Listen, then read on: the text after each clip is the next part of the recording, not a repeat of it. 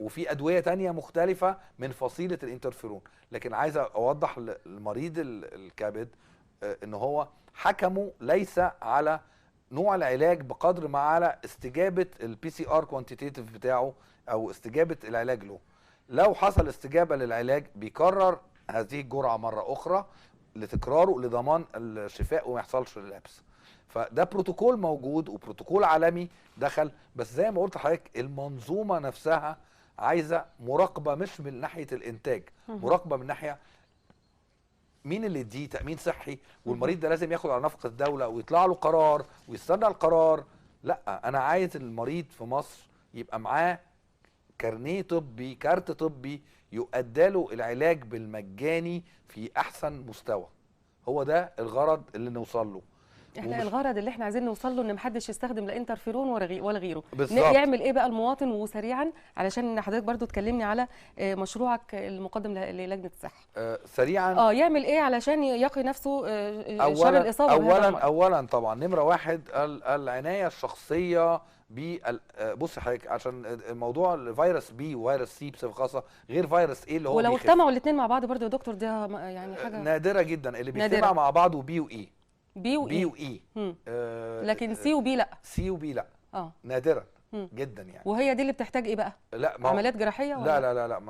لا هو ده فيروس وده فيروس وصعب جدا يجتمعوا مع بعض. الاثنين بيتنقلوا عن طريق الدم. فيهتم جدا بالادوات الشخصيه بتاعته اللي بتعرضه. ما ينفعش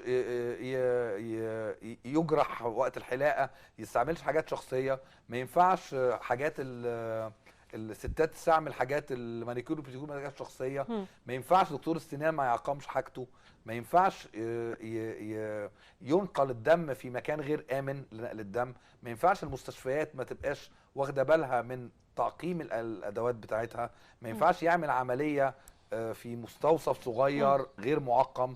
نعم. عشان الحاجات دي كلها. طبعا منظومه نقل الدم دي اتفقنا ان هي لازم يحصل عليها تحاليل، والحمد لله المستوى عالي في التحاليل اللي بتجرى الى يومنا هذا بعيدا عن الاتجار في الدم بقى. الحمد لله. يعني الخلاصه نشرب ميتنا زي ما يعني ما فيش مشاكل من ناحيه الميه حتى لو كانت ملوثه. لا مفيش مشكله. الاكل لو في ايه مهما لا في الموضوع ده موضوع فيروس سي يعني في موضوع مش هيجي لنا يعني اصابه بفيروس سي. لا مش من الاكل. اشربوا يا جماعه هيجي لكم امراض ثانيه اخف. بالظبط. اهدى شويه. طيب سريعا يا دكتور. أيوة. لان خلاص هنختم مشروع الهيئه العامه للابنيه الصحيه.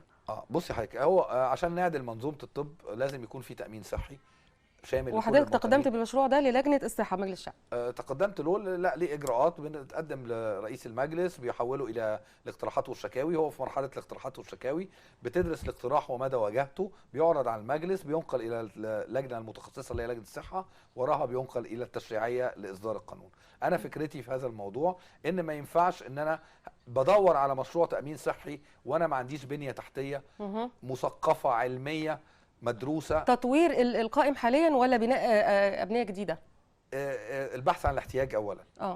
نمره 2 التطوير والتجهيز المحترم، الترميم المحترم، الاستكمال المحترم، اعطاء التراخيص للقطاع الخاص بطريقه محترمه، للمستوصفات اللي تسمعي عنها، للصيدليه، لبنوك الدم وخلافه، عن طريق تمويل واضح مقنن ومراقب. سؤال اخير صغنن قد كده، امتى هنشوف مستشفياتنا في مصر على الاقل نظيفه واحنا داخلين؟ هو ده بالظبط دور ال قريب يعني يا دكتور. عندك امل؟ امل كبير ان شاء الله. كلنا عندنا امل ومشاهدينا كمان لازم يكون عندهم امل في يعني ثوره 25 يناير هي اللي ادتنا كلنا امال وطموحات لازم نصر على تحقيقها. انا بشكر حضرتك جدا وباذن الله نتقابل مرات ومرات يا دكتور.